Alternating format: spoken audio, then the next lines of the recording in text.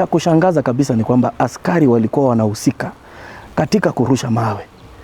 Kulikuwa na askari wa Mheshimiwa Makau kutoka Mavoko ambaye alipigwa hapa kwa mgongo, ambaye sijaongea na Makau nijue askari wake yuko namna gani. Kuna watu wengi ambao wameumia kichwa. Yani mpango ulikuwa kwamba yani convoy yetu isiweze kupita Keumbu completely. Ni kama kufunga barabara kabisa. Sasa unajua vijana ambao tulikuwa na wao lazima wangeenda wa confront genge hili la wahuni ambao walikuwa wamejiunga na maaskari ili barabara ifunguliwe, watu wafanye nini. Sasa huyu kijana ambaye amefariki katika ile harakati ya magari kutoka mbio, kuna bump pale.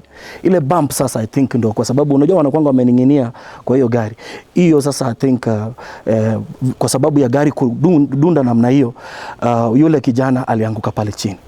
Sasa mtu ambaye ameninginia tu kwa gari, yuko katika usafiri, akianguka chini, anafaa kupigwa mawe afe ama anafaa kusaidiwa ili aweze kujiunga na wale ambao walikuwa wakisafiri naye kwa gari.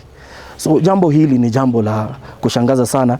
We must ask the question sasa, kama serikali yetu ambaye tuna sustain kupitia kwa kodi imerudi sasa inataka kutuumiza, nani atakaye tulinda?